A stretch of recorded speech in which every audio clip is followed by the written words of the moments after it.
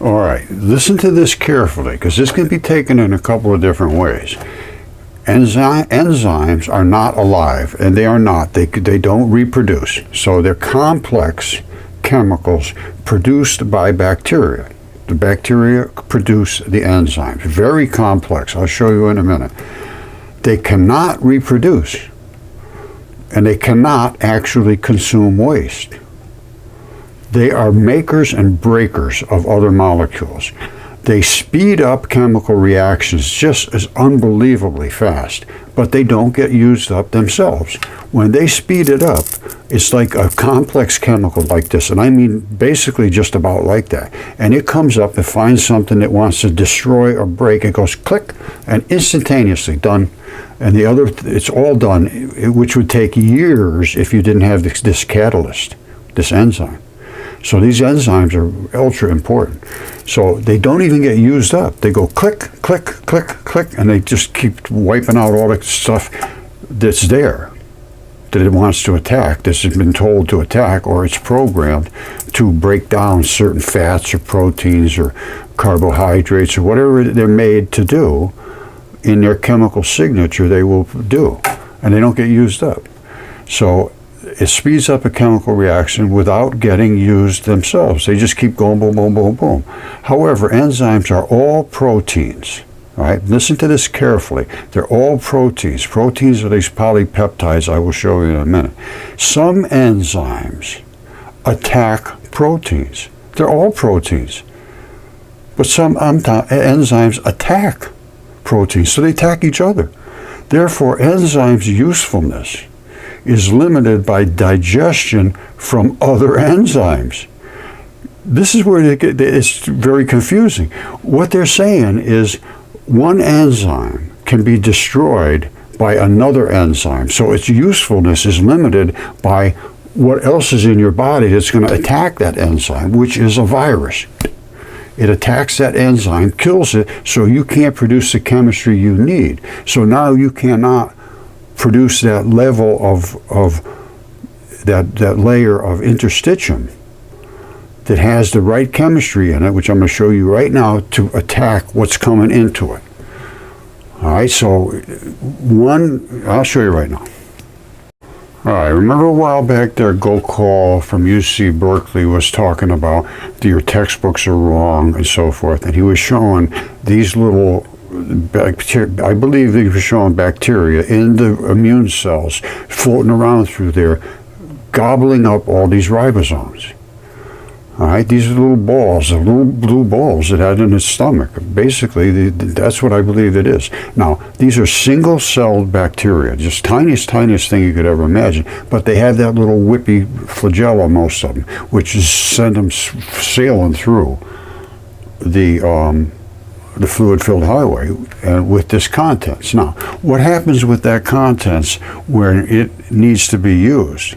It looked to me like that one we were seeing in Gokul's was it went in and right out. So it looked like it came in there with a purpose to gather all these things up because it was being invaded by something.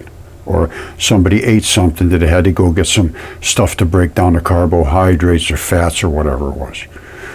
And that's what these enzymes do, because instantly they convert things completely, totally, wipe them out and start them all over again. I mean, instantly.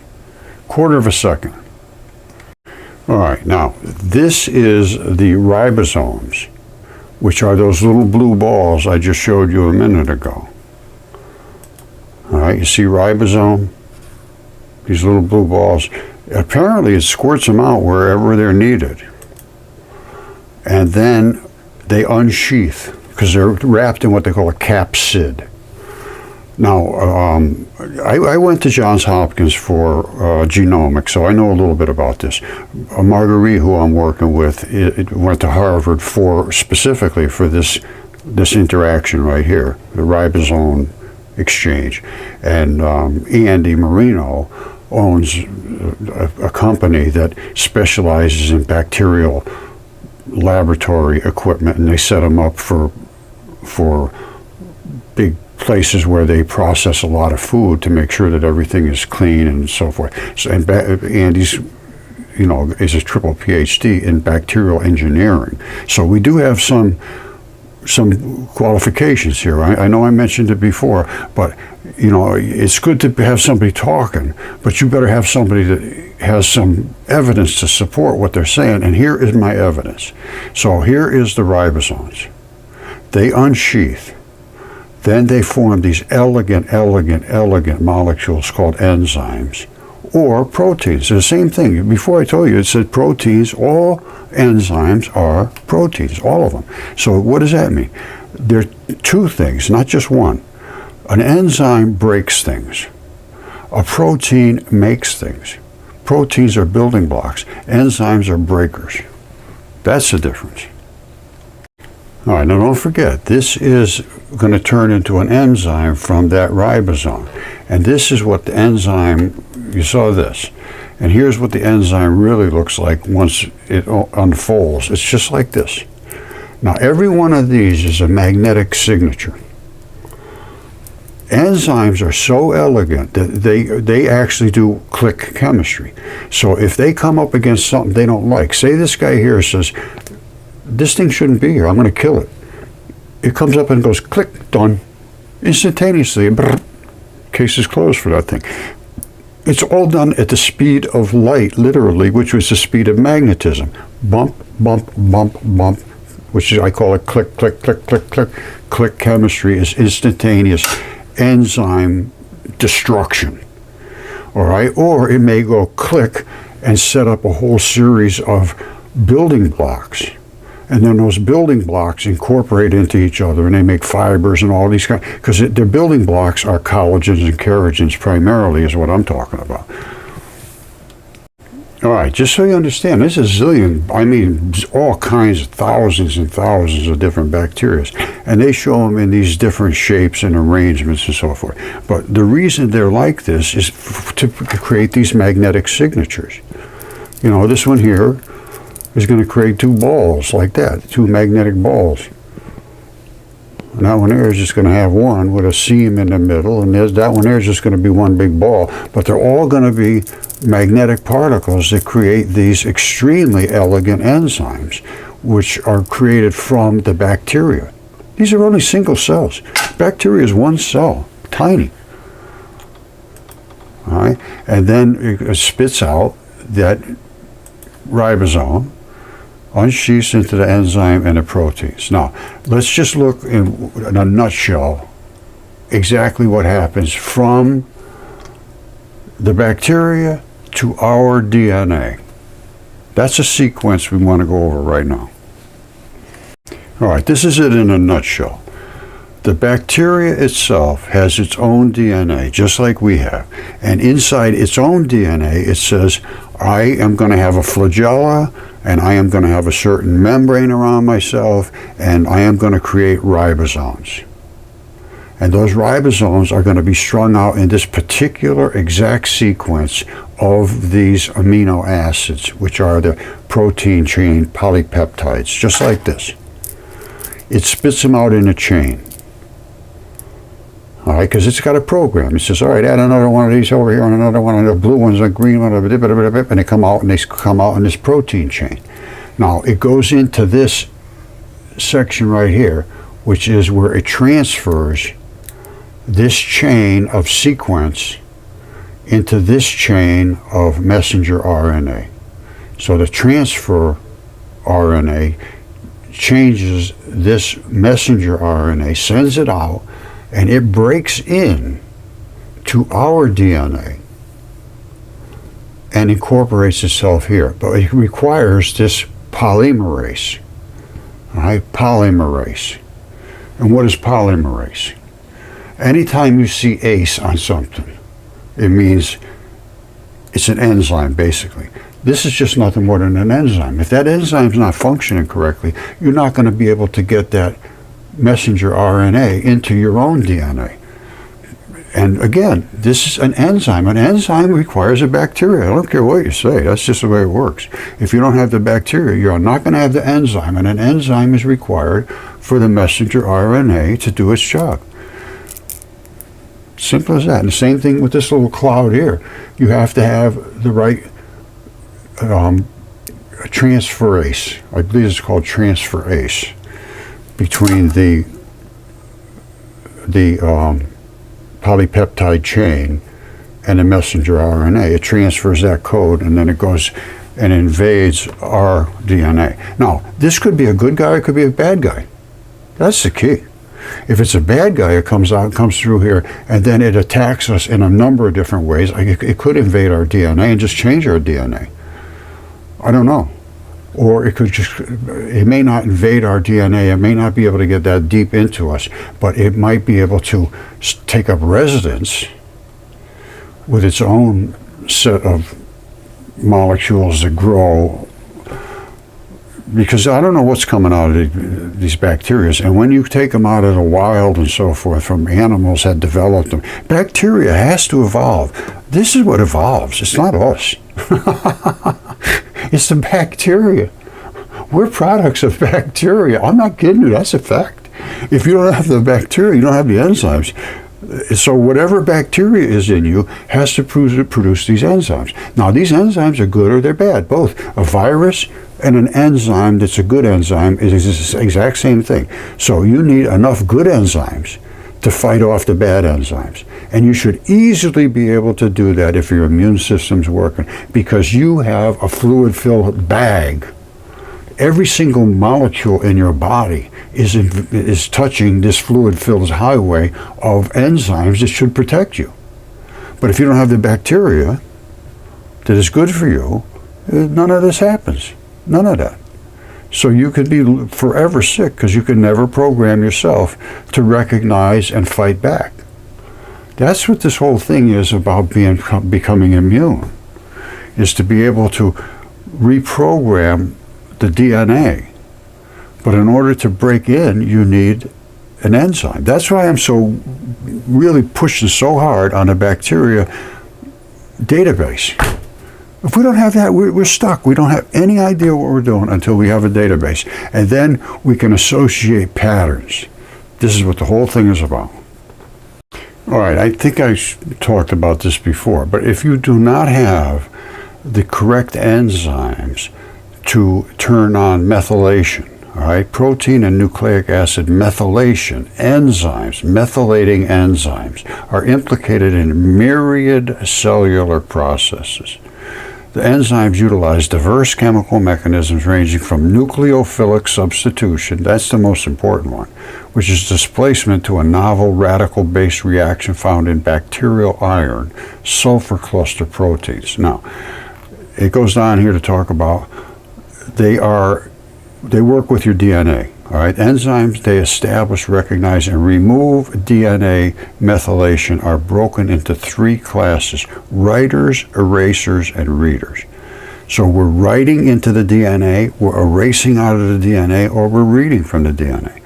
That's what the methylation does. Now, if you don't have the enzymes establish,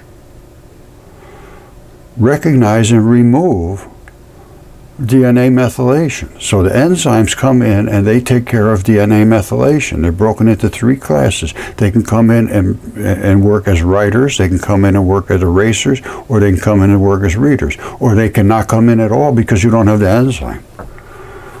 All right, or you may have a weak enzyme and your DNA methylation is slow or erratic. All right, but DNA methylation means you turn on the signal or you turn it off. It doesn't matter if the gene's good or not. If you can't have the methylation happen, it really doesn't turn on. It doesn't do anything. All right, I don't mean to be so detailed about this, but it's all in the details. This is a word called allosteric, and it means relating to or denoting the alteration of the activity of a protein through the binding of an effector molecule. It means that the molecule you're putting on affects the reaction at that specific site. So we're altering the activity of a protein. All right? This is right here. Listen to this. This is about protein and nucleic acid methylating enzymes. These are about the enzymes. If you don't have them, you don't methylate. You don't methylate, you don't turn on. This is mechanisms and regulations, and here it is right here. let me come to a point where it makes sense, so I'll make it quick. Okay, real quickie here about methylation.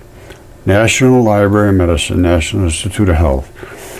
Cut right to the chase. Recent advances and emerging trends in the study of methylating enzymes. These are the enzymes that are made by bacteria. So the study of these methylating enzyme mechanisms and regulation highlight the importance of protein and nucleic acid methylation in cellular physiology and disease. All right, so this is National Institute of Health, not me, talking about how important protein methylation is and the enzymes that control it. And the only way you get the enzymes is from the bacteria. Okay, here's another area I think needs a little more interest. Epithelial cell junctions. These are the cells that coat your surface of your body so that you can't get penetrated. Now, there are different three are different types of, it means there are different types of connecting junctions that bind the cells together. Okay, I've been talking about this a lot because I think this is what creates pre-existing conditions. Now, there are four main types of cell-to-cell junctions.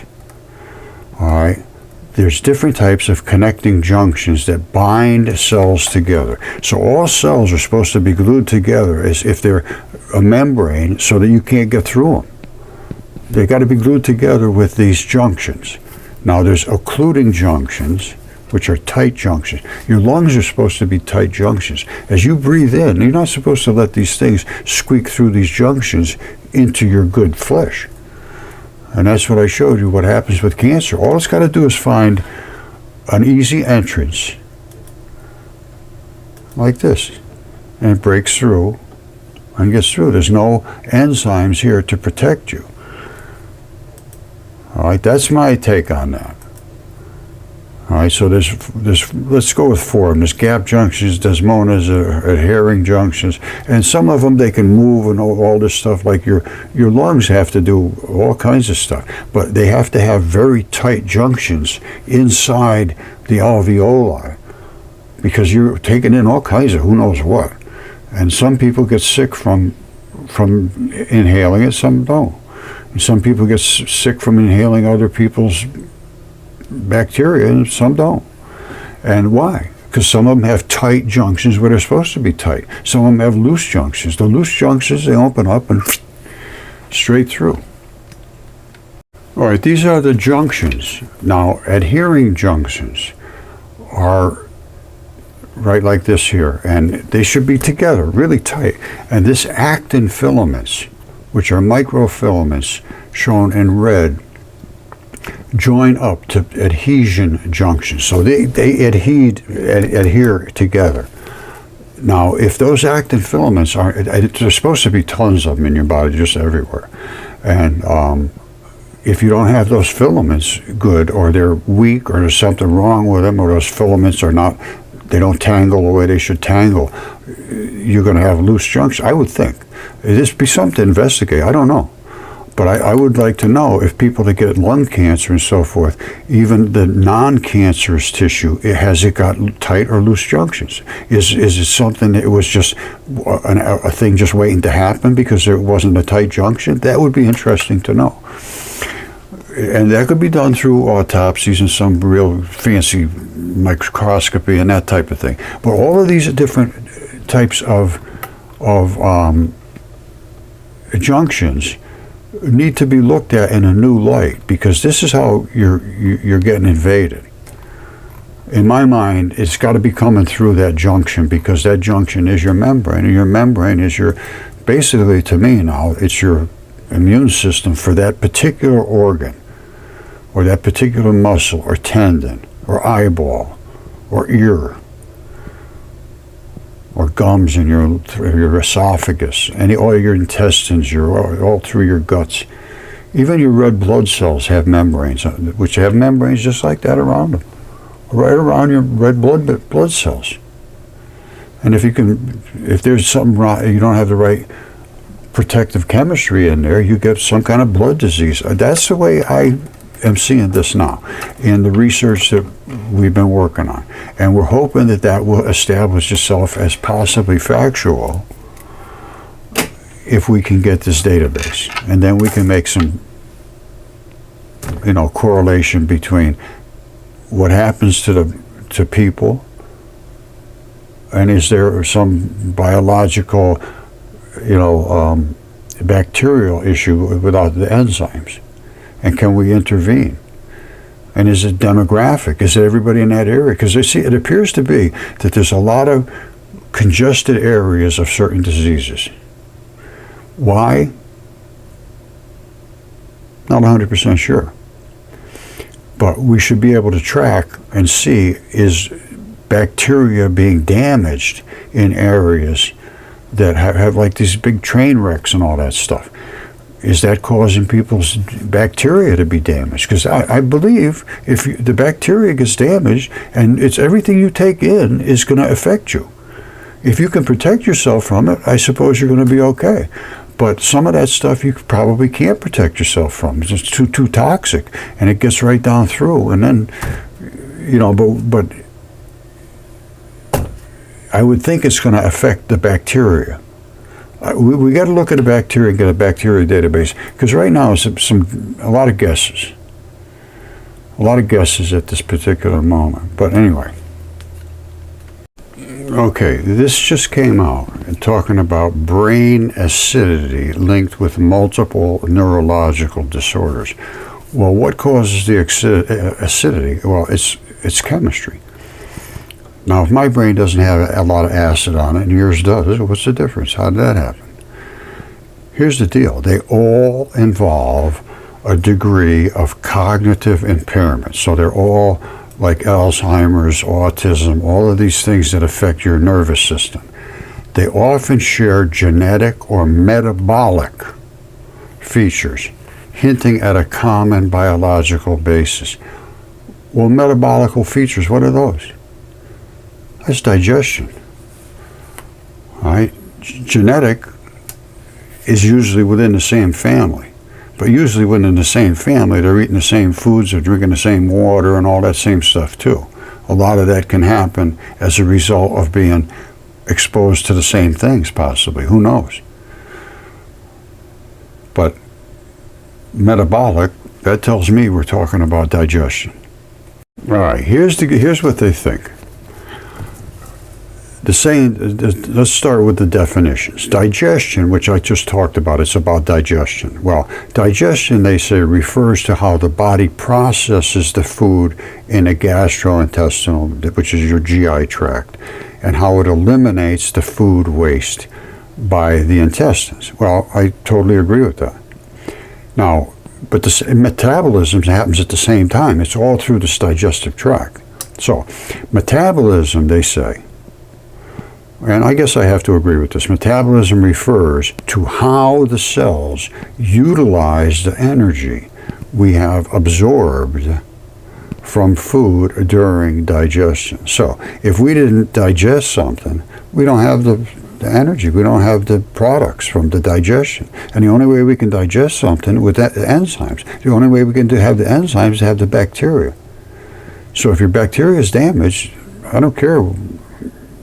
All the rest is meaningless, because you're not going to be able to digest, and because you don't have the enzymes. You don't have the enzymes, you don't get the chemistry. You don't get the chemistry, it leads to some kind of a condition.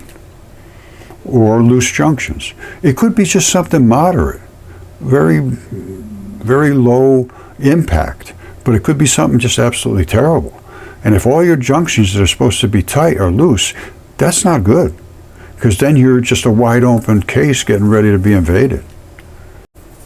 Okay, once again, no medical advice whatsoever. This again, National Library of Medicine, National Institute of Health, they're talking about anti-tumor effects of fecal microbiota transplantation, implications for microbiome modulation in cancer treatment.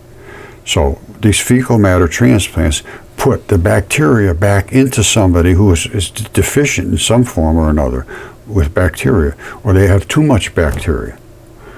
And in some cases, what they do with these fecal matter transplants is they flush them with all kinds of antibacteria, antibiotics. It kills them all. Zip, wipes your whole body out. And normally you would just die after that if you can't reestablish your bacteria. And for a long time, they were giving people antibiotics. I had to have surgery twice because I took antibiotics for a root canal, and I didn't have any trouble. He just said, just take them, don't worry about it. And I ended up I had a colonoscopy, a colon repair twice from eating through the walls. If you don't have the right bacteria in there, you can't protect yourself. So anyway, this is about fecal matter transplant from healthy donors, one of the techniques for restoration of a bad gut, dysbiosis. It's increasingly being used to treat various diseases. Notably, mounting evidence in recent years revealed FMT, which is this fecal matter, has made a breakthrough in oncology treatment area. It's cancer and all kinds of stuff they're finding now. That's why we want to get a database. Now, this is just from 2022. And believe me, this stuff will travel so slowly because everybody's scared of getting sued. So they don't want to even think about this, because once they do, and a patient, because I don't want to go into it. Believe me, it's very, very hard to get anybody to pay any attention to this. But they have been doing this, looking at this, and it's been going on forever. The Chinese were doing it for thousands of years, literally. All right, the gut microbiota target for therapy. That's because you need those enzymes. You see this? Even Yale University, eat, poop, and live. They know that it's been going on throughout history. Dogs eat poop. All animals eat poop. And they feed their poop to the babies when they're young to get their bacteria going. This is 2016. Eat, poop, and live, Yale University. They say, yeah, we know all about this stuff. Well, why don't they use it? Because it's against the law to have a fecal matter transplant. That's why I'd like to see the research prove that the bacterial issues are the problems. And then how do we address that? How do we infuse the bacteria? Maybe we don't have to use fecal matter transplant. Maybe you have something else. But this is the research that needs to be done. That's all. Okay, this is Harvard Medical School talking about stool transplants are now standard care for recurrent C. difficile infections. C. difficile was a deadly, deadly disease. And they have a certain regime they want to give you that's, drugs. But a lot of people, they just couldn't stop it because they didn't have the bacteria to create the enzymes. So they gave them fecal matter transplant, and boom, virtually all of them came around. Very, very high percentage of, look at about 20% of people treated with antibiotics will develop recurrent infections, and the best way of clearing recurrent CDI is with FMT. And this is Harvard. This is not me. Not me. I'm not saying any of this stuff. That's Harvard. And what we want to do is make a database of the bacteria so we can make these assessments of who's susceptible to what. If they don't have the right bacteria, and you see everybody that has that bacteria is healthy, and this guy doesn't have it, and he's got all kind of issues, well, let's investigate what affects what. And you develop patterns. That's just the nature of research. All right, here's again. National Institute of Health, not crazy people. Fecal microbiota transplant role in the treatment of Alzheimer's disease. A systematic review. And it's the same thing as they did with the autism study. It was a systematic review. But they get to the end and they said, well, it looks like everything is going good. It looks like it's helping, but there's just not enough studies to give it a conclusion to say, yes, it's good. So we don't really recommend it because they didn't do any studies. And this is about Alzheimer's. Now, and they're doing the studies. This is an Alzheimer's neurodegenerative disease. Starts slowly, worsens progressively. And that's exactly what happens when your bacteria is not working. Now, they get into the bacteria and the gut dysbiosis now because they're starting to realize. And at the very end, they actually say, yes, listen to this. All right, at the very end, I go to the conclusions. I mean, I look through everything, but the conclusion is what makes the whole deal. Here's the conclusions. In conclusion, fecal matter transplant can potentially become one of the modalities in treating autism. Autism and Alzheimer's, exerting its effect through the microbiota gut-brain axis. Microbiota. And it affects your brain because it's affecting the chemistry. It controls your brain. Now, the diversity of the gut microbiota in these patients is widely changed. So they have widely changed gut bacteria, totally different from healthy people. Healthy populations as the type of bacterial abundant in healthy people, differing from those in this population that have this Alzheimer's disease. It's speculated to participate they think that the gut bacteria participates in this because the original gut bacteria metabolize peptides, soluble fibers, and dietary proteins, bringing out these different chemicals and tryptophans along with other metabolites. It's basically you need the enzymes. These products work to lessen gut inflammation. The gut inflammations happen because you don't have the protective chemicals in there because you don't have the bacteria. That's my position right now. And it gives permeability. All right, and that's with the blood-brain barrier, BBB. So it works to lessen gut inflammation along with blood-brain barrier permeability. All right. Animal studies have demonstrated fecal matter transplant effect to restore these different chemistries and a healthy microbiome to disrupt the oligomers, decreasing Alzheimer's disease pathogenesis. It doesn't keep going bad. And after 6 months, they say it starts reversing. However, the lack of clinical trials, once again, lack of clinical trials due to ethical concerns. The ethical concerns is they should try to figure out what's wrong with these people. Hindered our findings in humans. Lack of trials.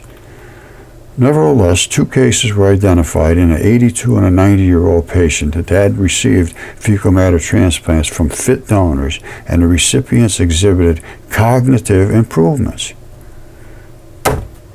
Future recommendations from this review would be to conduct further studies, especially randomized controls, where fecal matter transplants are implemented in patients of Alzheimer's disease at various stages of the disease, following them up for longer durations. Thus, a further detailed assessment of its effect as a possible Alzheimer's disease intervention could be evaluated.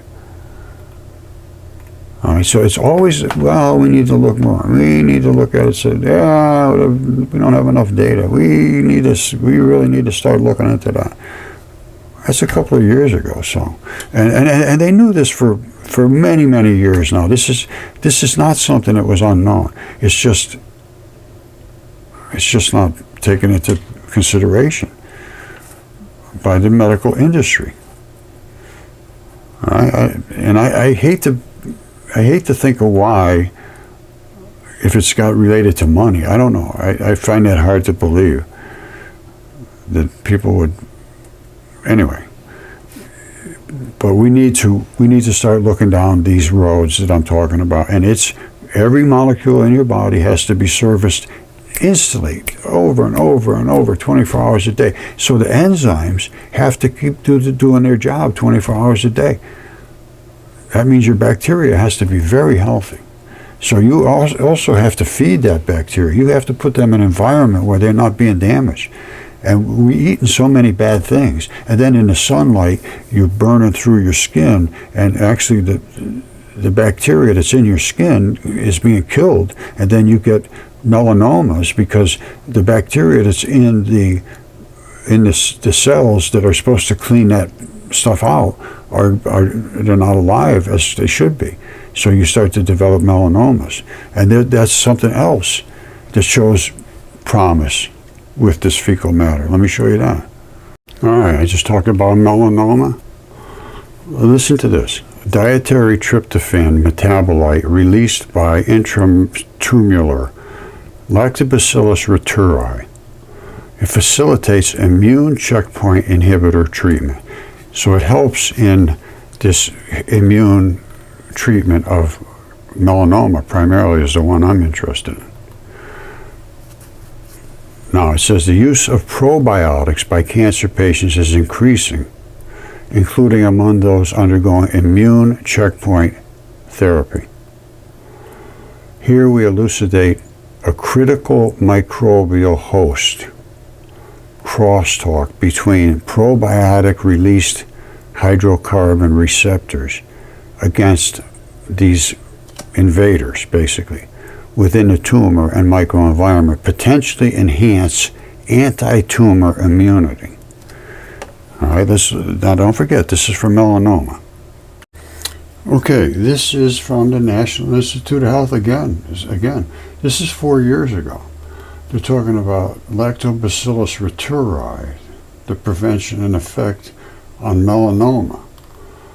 Now, this is what happens, is this Lactobacillus reuteri apparently creates this TNF-A and TNF-Y, which is tumor necrosis factor. And it says, on further examination, it revealed the levels of these are enzymes, in the serum were significantly increased. In summary, it was speculated this L. reuteri could stimulate the body to produce anti-cancer cytokines. Well, it's produced in chemistry, yes, absolutely. It can inhibit the migration and colonization of melanoma cells so as to prevent the onset of melanoma and prolong the survival of mice. That's what it says. This is not me. The experiment was a useful complement to functional studies of probiotics and provided theoretical data support for development of new microbiologics. Now that's 4 years ago. But it is, again, this is not just off the wall science here. This is people that do this and they report on these things. But it does not filter through the medical community, I don't feel, as the way it should. And that's why I believe research is what we need. And again, that's all I do is research. I don't recommend you. I don't say take this stuff. No, absolutely not. It could hurt you as far as I know. That's why we need to find a database. Because they say these things, and I look at it and I say, oh yeah, go out and take a bunch of this stuff. No, absolutely not. I don't know if it'll hurt you or help you. But it does something. They say when people are taking this, they get this tumor necrosis factor increase. Is that right or is that wrong? That's what we need a database for. All right, to find out what bacteria is in you and what's in me and what's healthy and what's not healthy. And that's what this whole presentation today was about. Now, I know it took a lot longer than I had suspected it would, but you have to know all the ins and outs of this to understand how important this is. And it's staggeringly important. And it's mostly for the kids.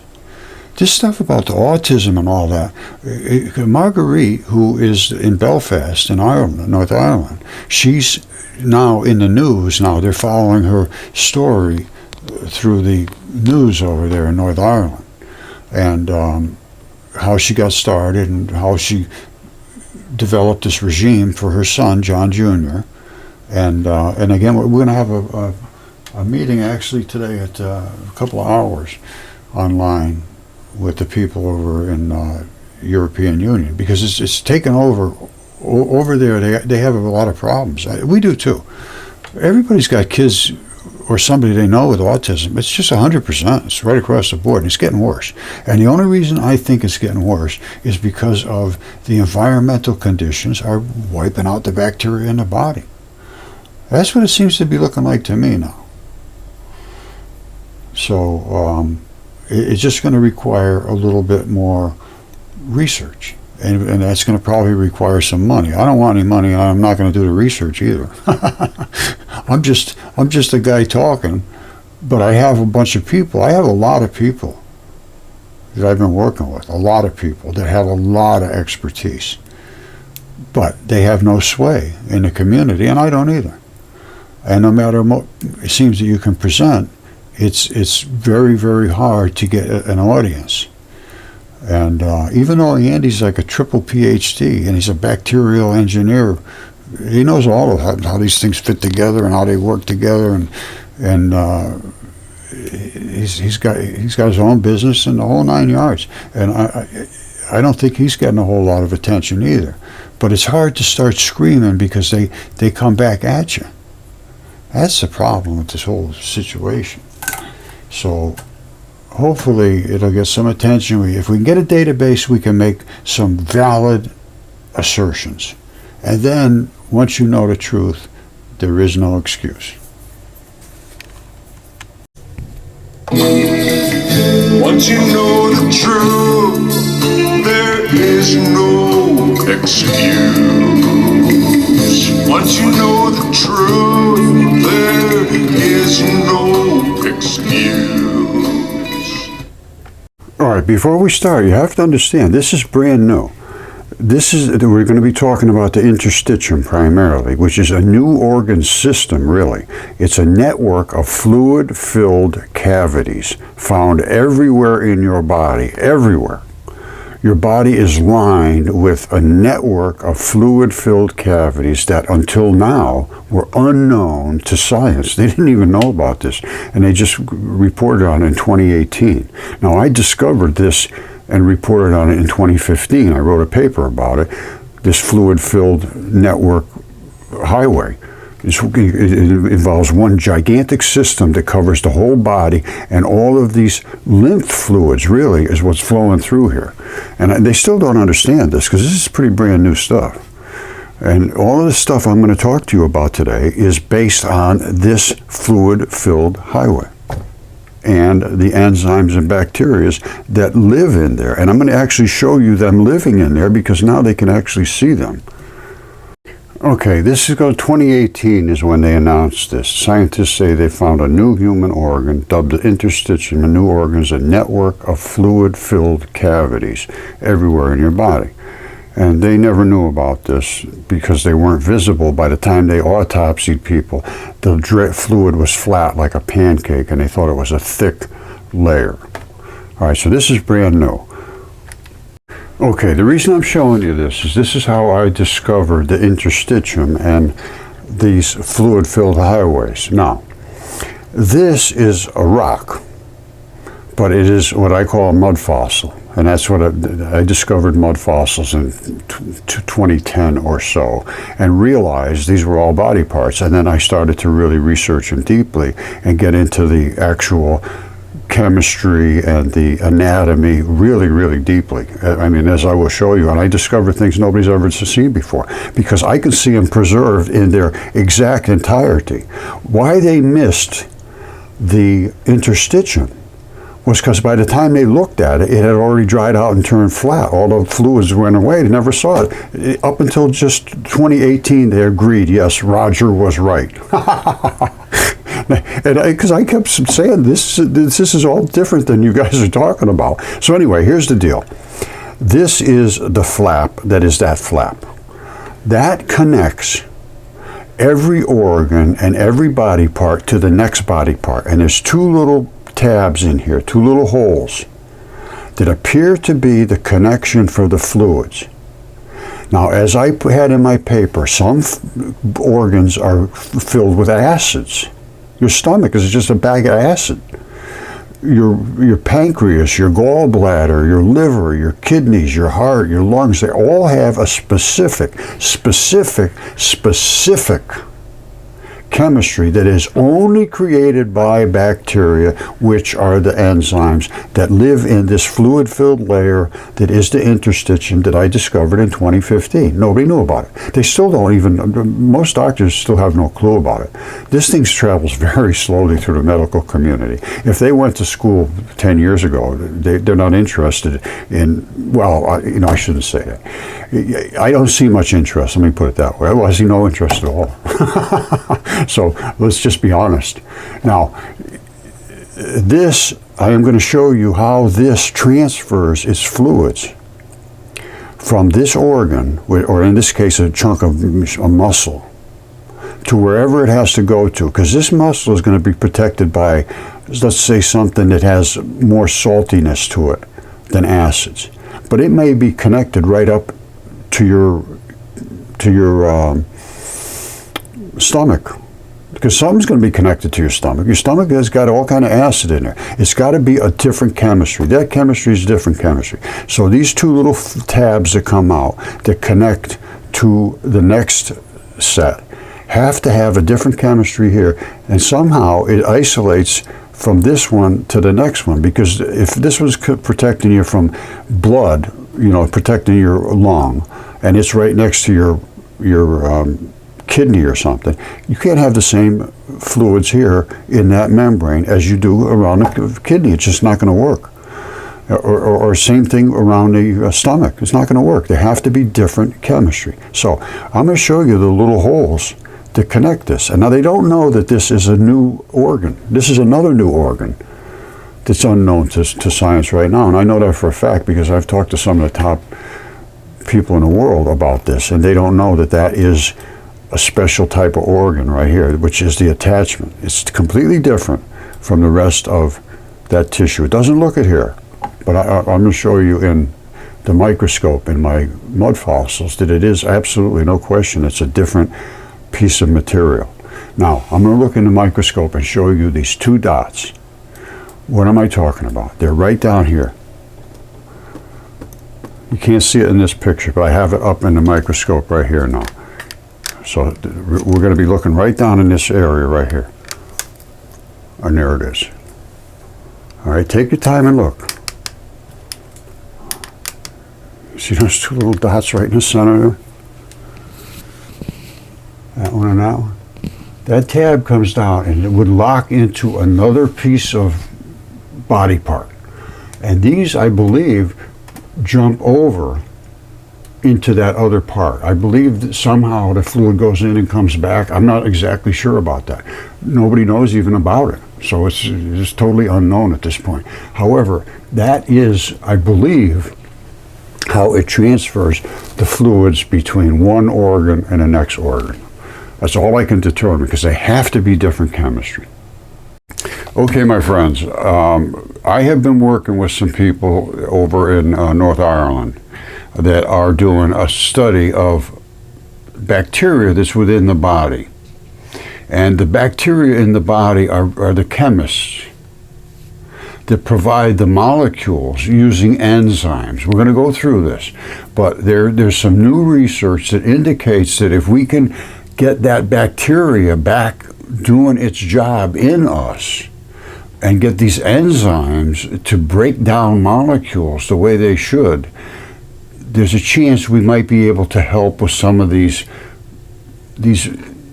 diseases that just never seem to go away. They just get worse and worse and worse. And it appears to be now that there may be some interaction between the bacteria, the enzymes, and the end result, which is invasion and disease, because these enzymes live in a certain layer in the body. Now we're going to get into it, and we're going to go, all of these are different research papers and articles and all that. Again, I'm working with the people over in Northern Ireland, and they have started to become involved and start, not deeply yet, but we're hoping for that. And I want to show you why I think this would be a good thing to do. I'm not giving any medical advice whatsoever. This is 100% strictly research. And it's going quite well. And we have a staff of people that are fully trained on this. We triple PhD for bacterial engineering. Marguerite went to Harvard for ribosomes. I've gone to Johns Hopkins for genomics. We all have some fairly decent skills to be able to address this. But it goes a little bit contrary to what the current thinking is. So again, research only. There's no medical advice here whatsoever. What we need to do is develop a database so that we can determine what the medical advice should be. Right now, there's no database. We don't know how the human body works. It's unknown. And I'll show you how it works, and it works because of bacterial enzymes. That's what we need to control. Okay, this is a lot of information here. Each one of these is an article from either the National Institute of Health or Harvard or Johns Hopkins or wherever. And these are all from Yale, from National Institute of Health. This is all serious stuff, National Institute of Health. This is all things that they're looking into, and they have not concluded their research, let's put it that way. They have been just typically talking around these things. I want to show you all of this in one consolidated presentation so that you can understand how deeply associated these things are. This is the last thing right here. In a global research effort, scientists have uncovered a relationship between metabolism, that means the way your body breaks down foods and produces things, the metabolism problems in the brain, and a range of psychiatric and neurodegenerative disorders from autism to Alzheimer's. Now, my approach to this is that everything is coated by a membrane, and the membranes fail. They call it tight junction membranes. And if they lose that tightness of the junction, they're invadable, and molecules move in and out freely. And then you get all kinds of crazy things because you're getting short circuits. That's one of the things that I believe is part of this. Now, what we need is a database to find out what bacteria is creating those specific enzymes that create that specific chemistry. All right, this gets a little bit involved, but it's not bad. And even if you have good genes, listen to this now. The genes that are in you, the genetic material that says, all right, I want 5 fingers, I want 5 toes, I want 2 eyes, and all that stuff is built into this program code. And it also says, here's how we react to this, and here's how we react to that, and here's what we do about this. And even your emotions, I believe, are built into these codes. That's why you get traumatic injuries in your DNA, literally, even though it's just, you see something terrible, it haunts you possibly for life because it's locked into that code in your DNA. Your DNA is not junk DNA that they say, oh, it's all junk DNA, 98% of it doesn't do anything. No, that's your memory, that's your immune system taking hold and starting to learn. That's your emotions. To me, that's what that is. Now, your genes, they have to turn on to work. So your gene sequence is there. It's like a program. But if you don't have the button to push to make the program run, the program never runs. So what happens is the only way you can push that button is with the enzyme. The enzyme pushes the button. There's no other way to do it. The gene can be working perfect. Nobody pushes the button, it never turns on. You don't get the product. So typically the group, this is called methylation when they push the button. Methylation, they methylate the DNA and literally turn it on. Now this is not my words, this is in quotations. Typically this group is added to specific places on the DNA, this methylation, where it blocks proteins that attach to DNA to read the program. To read them. The chemical group can be removed through a process called demethylation. typically methylation turns genes off and demethylation turns genes on. All of these little things we're going to go through. I'm going to go through them quick because we're starting to get into the research, but people have to understand how involved your bacteria is in your body. And there's been a new development in 2018. They discovered how these things move through the body, through this fluid-filled highway. And we're going to be going through that. We'll start with that, and then we'll go on from here. But each one of these we're going to address quickly. Boom, boom, boom. And there's a ton of them. Okay, this is blowing my own horn, but this is true. In 2015, I discovered this layer. And it was fascia. And at that time, they called it fuzz. It had no biological duty whatsoever. It just was laying there like padding. Now, I said all fascia is made of collagens. Now, this is important to remember because there's 20 different types.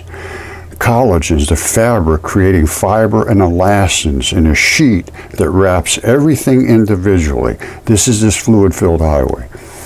And then comes together as one giant system. The whole thing comes together. It's all one big fluid-filled highway. Now listen, this is really important. There are over 20 types of each collagen and keratin. These are the chemicals that create these webbing and these fibers and these juices. All right? Some protect from acids. All right, some of these different collagens and keratins. Some protect from like salts and caustic things. Others mineralize for strength. They give it strength and stretchability to give you tight junctions. And the variety is amazing. It's just amazing. These fibers are infused with silicon. This is my statement from 2015. One giant system. It's a complete fascia, protects every bit of your body from invasion, including a complete fabric bag, your skin.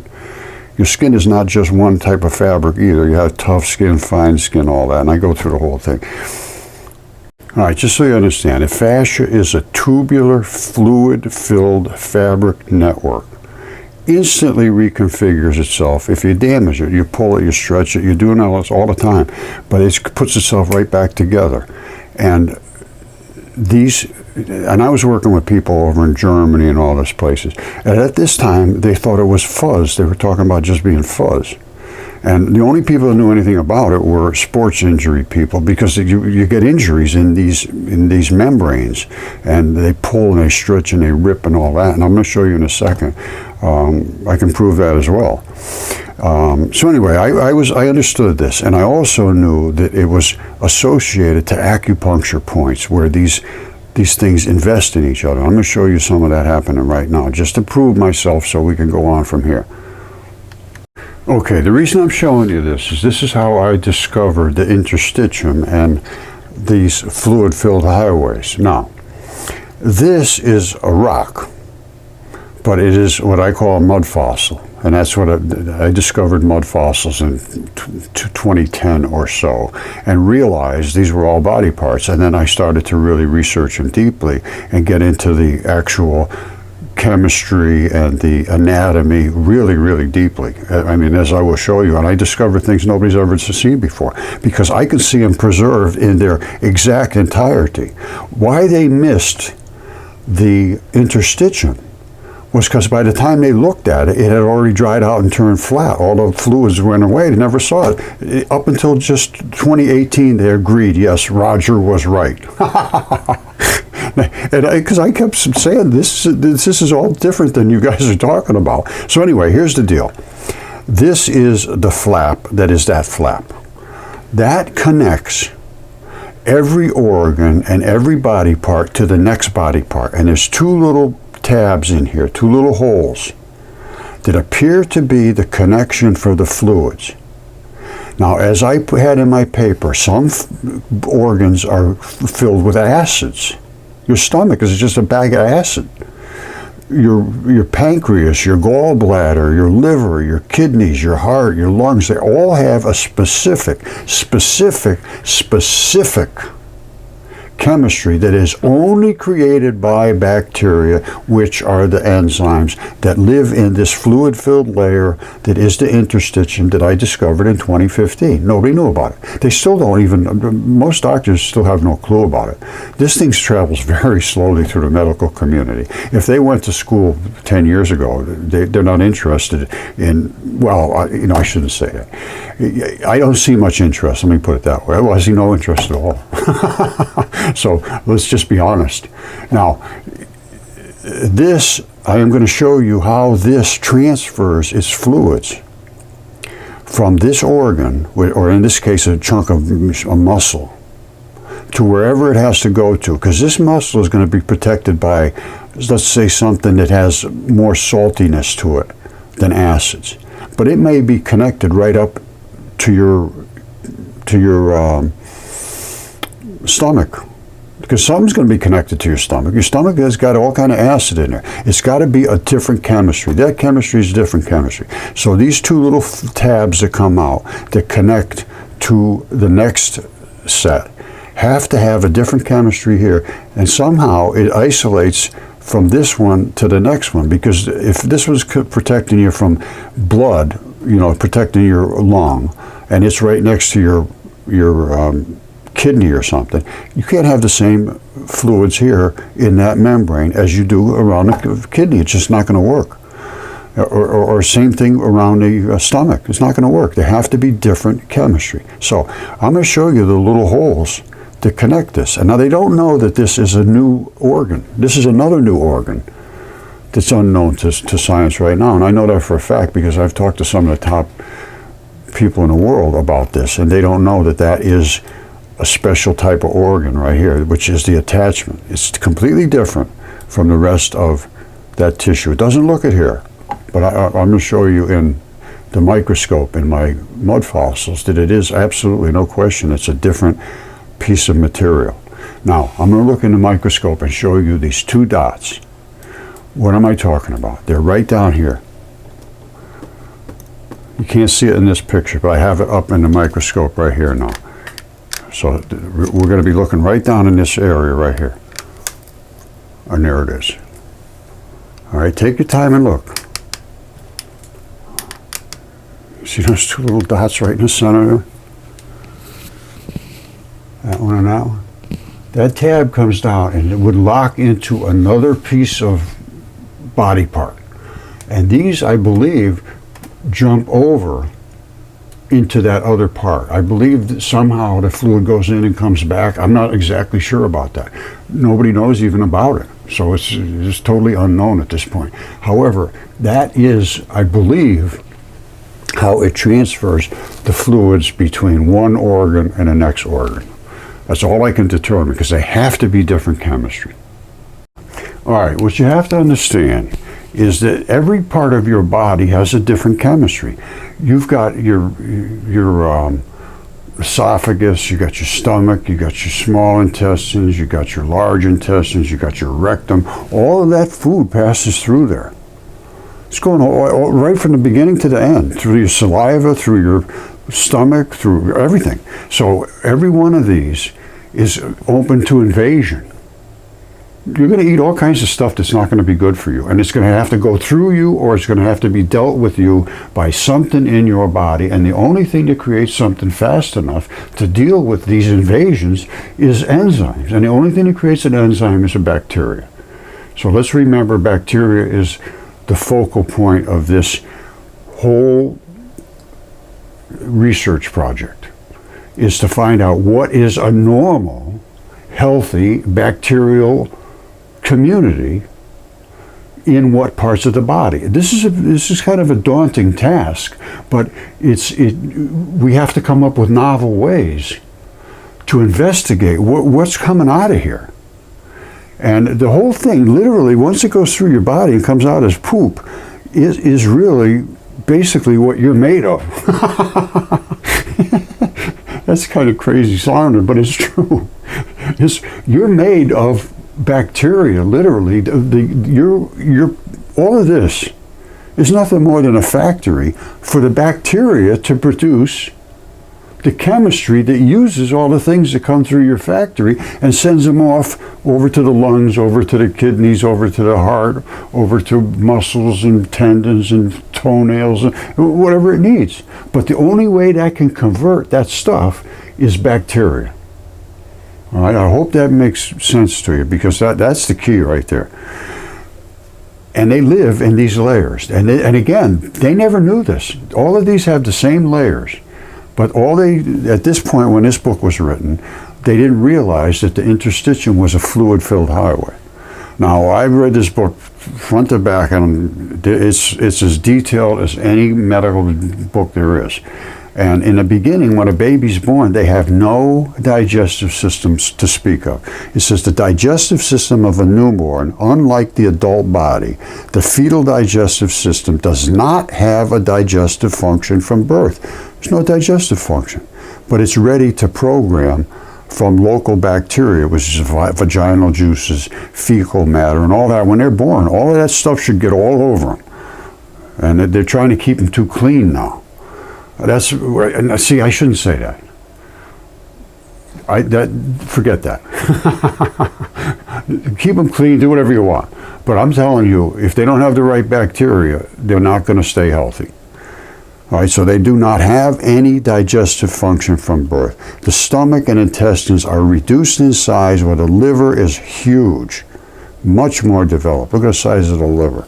And what does the liver do? It deals with toxins. So in the beginning, the baby can't deal with the toxins. It's got to get some programming. How does that programming happen? It happens by bacteria creating enzymes. The enzymes creating these little messenger RNA packages which program your DNA to be able to recognize and deal with invaders. And I'm going to show you a body actually now recognizing and dealing with invaders. So this goes on. There's some serious stuff. You know, there's islets of Langerhans, and there's all kinds of chemistry going on. But it's only chemistry can only happen by bacteria. So let's remember that. And again, this is not medical advice. This is medical research. All right. So we know there's a fluid-filled highway underneath the membrane. So the membrane protects this muscle from invasion by anything that's out there that's not supposed to get into it. Now, the fluid-filled highway is right underneath the membrane, and here's what it will look like right here. All right, this is right from 2018, Meet Your Interstitium, a newfound organ, and here it is. Now, the white layer is this newfound organ. That's the fluid-filled highway. It's exactly what it says. You see, scientists discovered new organ consists of fluid-filled spaces. It's a fluid-filled highway right here. All right. This was known before, the black layer, this dark layer, and with all these little holes in them. That's really your white blood cells, lymphocytes, and so forth. And the bacteria and enzymes live in those. And they create the enzymes, and they create all the products they need, and then they grab them and shoot out into the fluid-filled highway where the little flagellas zip, all over the whole body, because it's continuously one big, huge body. And they agree with this now. It's all built together. It's a newfound organ. The whole thing is one organ. It's the biggest organ in the body. They never knew it existed. And the doctors still don't understand it. And I ask a lot of them about enzymes and probacteria and, you know, what about this particular layer? They don't know about the layer, first of all. And secondly, you know, that stuff, you know, we got other better ways to do it. That's on the back burner, you know, really very little interest. So we're hoping to get a database, and then if we can establish relationships between missing bacteria and diseases, well, then it's all over. All right, you see this? Your textbooks are wrong. This is what cells actually look like. Now this is GoCall, and it's Seeker, and I posted back here 3 years ago. We could literally save lives if we can get bacteria in this interstitium layer. He's going to actually show the layer. He's going to show the activity of the bacteria collecting up the ribosomes to go deliver them. The ribosomes are the enzymes. Now watch what happens. I'm going to only play this for a minute or two. I still remember the moment. Hold on, let me turn this Something I up. will never forget. The hair on my hands just stood up. It's a microscopic universe within each cell. This is an unprecedented view of the cellular world, where we can actually see immune cells scooping up sugars in the ear of a zebrafish in real time. Focusing only on the crawling immune cells, we've noticed two classes of them. One team was not hungry at all, but it was very active in terms of trying to figure out, what the environment is. There was another one that was kind of slouching around with a lot of food in its belly. We can actually conceptualize and visualize and analyze the contents of each of these cellular compartments in this crawling immune cell as it's kind of, scooping up its environment. I mean, that is a level of details no one's seen before. We're living in a new era of cell Let me just biology, explain this where to you. microscopic All right, let's start from the beginning where we're seeing this right here. This is one of these lymphocyte cells, these white blood cells. And these, I believe, are all of the ribosomes, which are the enzymes. And they're in a ball form. This guy here is coming running around here, grabbing, scooping them all up, and then he goes right out from the cellular layer into the fluid-filled highway to deliver. Now, they say he's scooping up sugars. Well, I say he's scooping up enzymes. They don't know what he's scooping up. But actually see immune cells scooping up sugars in the ear Watch. of a zebrafish in real time. Focusing you see him go straight out. And then now he talks about two types of cells, two types of immune cells, which only on the crawling immune cells, we've noticed two classes of them. One team was not hungry at all, but it was very active in terms of trying to figure out, Let me talk to you about something about this. This is a magnetic chain of polypeptide proteins. All right, it goes searching around, and it would see something with this particular signature. It says, "Uh-oh, that guy's no good." It reports back to the bacteria, which they think it's eating something. It's gobbling up all those ribosomes to go deliver them. That's my thinking at this point. But this is the messenger. Now, remember, he says they don't do anything. They don't eat anything. This one here, watch. Focusing only on the crawling immune cells, we've noticed two classes of them. One team was not hungry at all, but it Not hungry at all. Cellular world. And where this we one can here actually scoops up see all this immune stuff. cells scooping up sugars in the ear. Okay, what we just witnessed was bacteria in this layer here scooping up enzymes, ribosomes, and delivering out through this layer with their little flagellas. Zip, and they were moving fast. That was real time. There was nothing sped up or slowed down. Okay, as I claimed, the fluid-filled highway, which they agree with, it does exist, and we just saw a bacteria going in and out of that fluid-filled highway, and that's the bacteria. These are single-celled. It's the tiniest thing you could ever imagine, and it was living down in these areas down in here, and then dispatched through the fluid-filled highway to wherever something's trying to attack you. And what would trying to attack you? Something that might cause cancer. What does cancer look like? Remember what this is. What does cancer actually look like? Cancer is a tumor, basically. And cancer is an invasion. It's basically an invasion. So it's trying to break through your defensive walls into where it creates all kinds of nastiness and pus and black and who knows what. But it starts to invade. Stage 1, stage 2, stage 3. Stage 4 is when it breaks through the fluid-filled highway. All right? Well, this is actually the fluid-filled highway. They don't realize it. They think it's the same tissue as this, but it's not. They show it that it only takes one little focal point of invasion to get through, and that's what it is. It's a weak junction. It breaks open a couple of cells and forces its way through into your good tissue.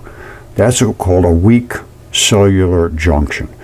In your lungs, they're supposed to be tight, so they can move all around and do all this and flex and everything, but they're tight, so that nothing can get through there. But once they get loose and floppy, you're predisposed to invasion by whatever you're inhaling. I don't care what it is.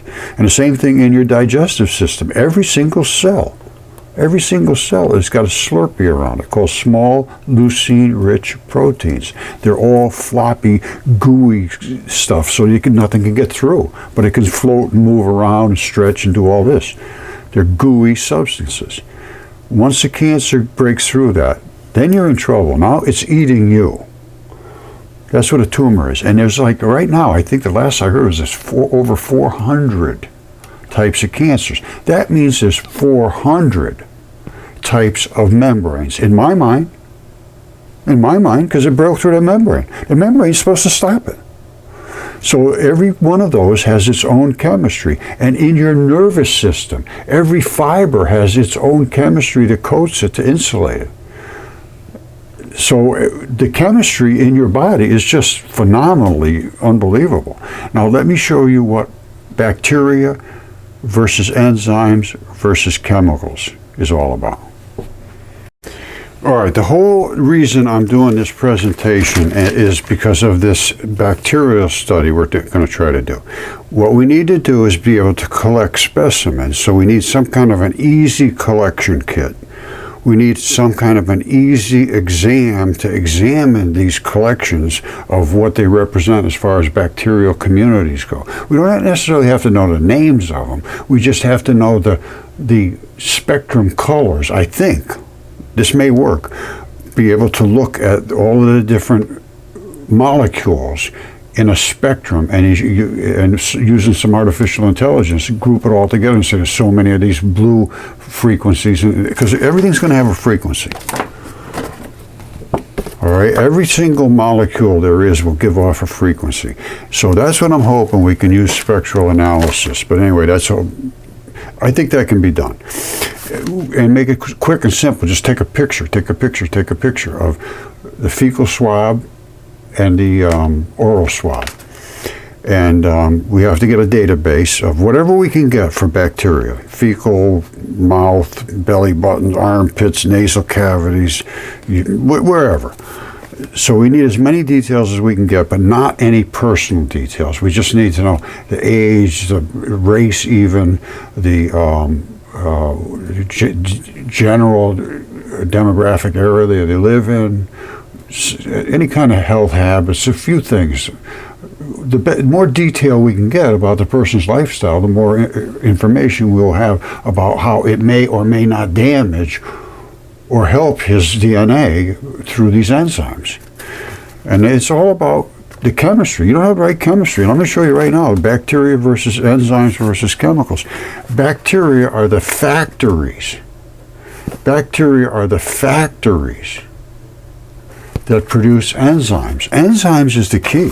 I'm going to show you right now. It will blow your mind. But anyway, we need all this, and then we need to just set up a database. This is no medical intervention whatsoever to anybody. This is just collecting samples, doing a study. All right, so don't forget, bacteria are the factories that produce enzymes. I believe I showed you that little bacteria running around with all those little enzymes in his body, the ribosomes, and going out to deliver them on a fluid-filled highway. They also consume waste. They eat waste and bring it down to the lymph nodes to dump it off.